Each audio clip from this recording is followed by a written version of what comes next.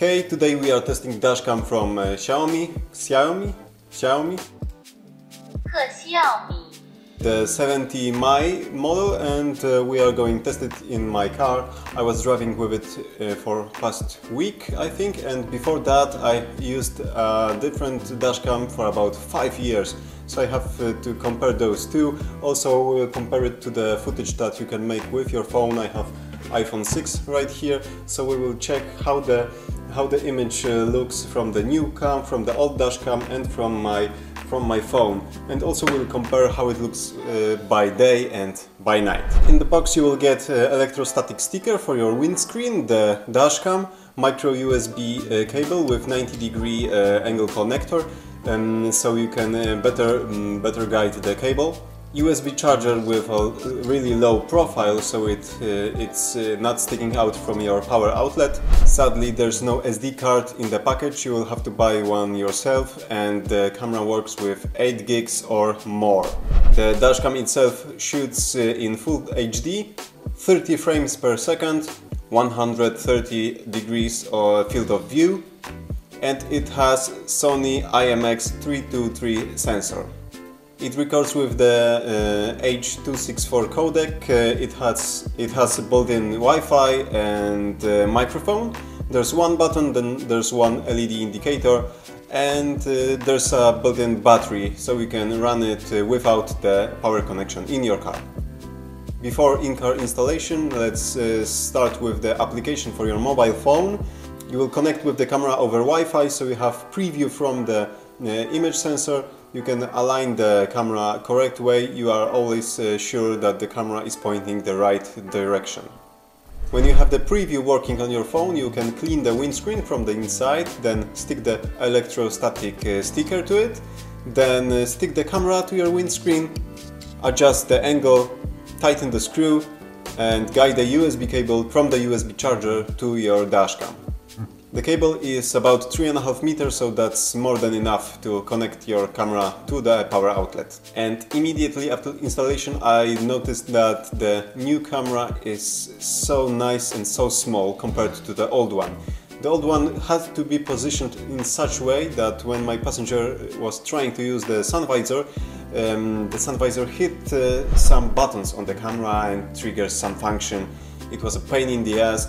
Also, the old one was always visible, when the new one is basically hidden by the rear view mirror. So when I'm driving, I don't even know that it's there. Okay, so once you start your car, the power goes through that cable to your camera, and the camera turns on almost immediately. In about 1 or 2 seconds it's ready to record, and it starts recording automatically. And there are 3 ways to control the camera. You can use the single button on the dashcam to turn it on or off when the power is not connected to it. You can press 3 times on this button to format your memory card. You can press it 5 times to restore default settings in the camera.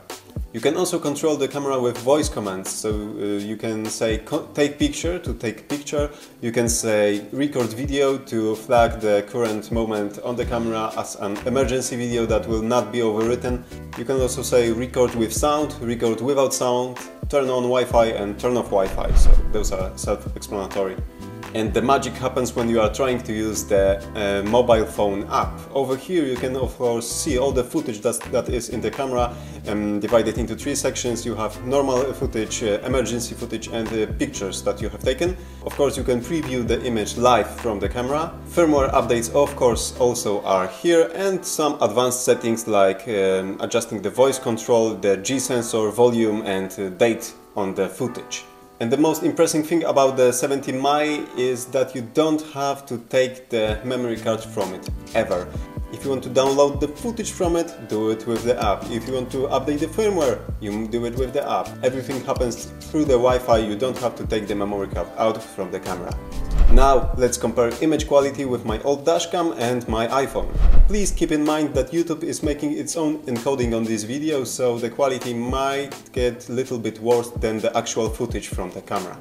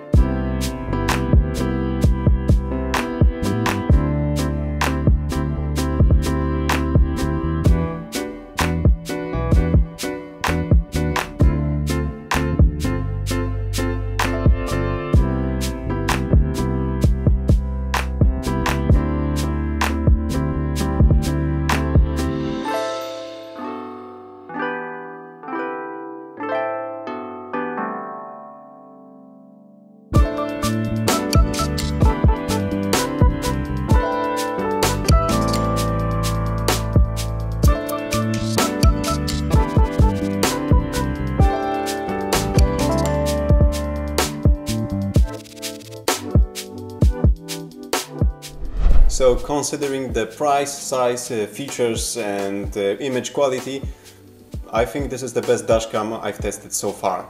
It's $32 on Banggood. You can find a link in the description below this video, and I think that it's cheaper than the micro SD card that I'm using in it. I bought that card a few years ago and it was more than $30 for sure. If you have any questions about the camera, leave them in comment below. Also in the description you will find the full specification of the camera. Give me a thumbs up if you like this review, and check my other reviews and automotive tutorials. Thank you for watching and see you soon.